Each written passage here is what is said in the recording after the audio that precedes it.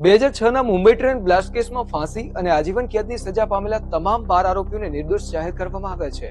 21 જુલાઈના રોજ બોમ્બે હાઈકોર્ટે નીચલી કોર્ટના નિર્ણયને ઉલટાવી દીધો અને કહ્યું તપાસમાં મગજનો ઉપયોગ કરવામાં નથી આવ્યો. આ બ્લાસ્ટમાં 189 લોકો મૃત્યુ પામ્યા હતા. નમસ્કાર, હું હાર્દિક. બોમ્બે હાઈકોર્ટે ફાંસી અને આજીવન કેદની સજા પામેલા લોકોને કેમ નિર્દોષ જાહેર કર્યા અને પોલીસે શું કહાની ઘડી હતી જે ફેલ થઈ ગઈ, જાણીશું આજના એક્સપ્લેનરમાં.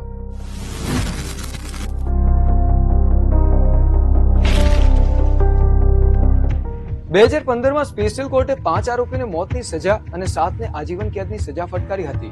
નીચલી કોર્ટ દ્વારા આપવામાં આવેલી મૃત્યુદંડની સજાને હાઈકોર્ટમાંથી કન્ફર્મ કરાવવી જરૂરી હોય છે. તેથી ઓક્ટોબર 2015માં મહારાષ્ટ્ર સરકારે બોમ્બે હાઈકોર્ટ પહોંચી. આ દરમિયાન આરોપીઓએ સજા સામે અપીલ દાખલ કરી. બોમ્બે હાઈકોર્ટે આ કેસની સુનાવણી કરવાનો નિર્ણય લીધો.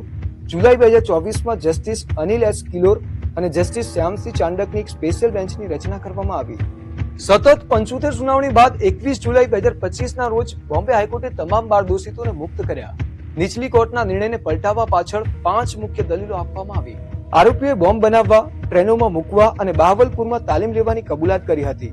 પરંતુ કોર્ટને જાણવા મળ્યું કે શારીરિક અને માનસિક ત્રાસ આપીને આ નિવેદનો બળજબરીથી લેવામાં આવ્યા હતા. પછી ભલે તે ટેક્સી ડ્રાઈવરનું નિવેદન હોય કે બોમ્બ બનાવતા જોનાર વ્યક્તિનું, હાઈકોર્ટને જાણવા મળ્યું કે સાક્ષીઓના નિવેદનો અસંગત અને શંકાસ્પદ છે. તેમના નિવેદનો પર વિશ્વાસ કરી શકાય નહીં. એટીએસે બોમ્બમાં 20 કિલો આરડીએક્સ અને એમોનિયમ નાઇટ્રેટના ઉપયોગનો દાવો કર્યો હતો.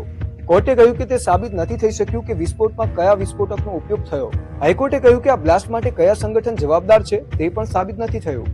હાઈકોર્ટના મતે ફરિયાદ પક્ષ એ સાબિત કરવામાં નિષ્ફળ રહ્યું કે આ ગુનેગારોએ ગુનો કર્યો છે. તેથી તેમને આખો વિડિયો જોવા માટે ડાઉનલોડ કરો દિવ્ય ભાસ્કર એપ.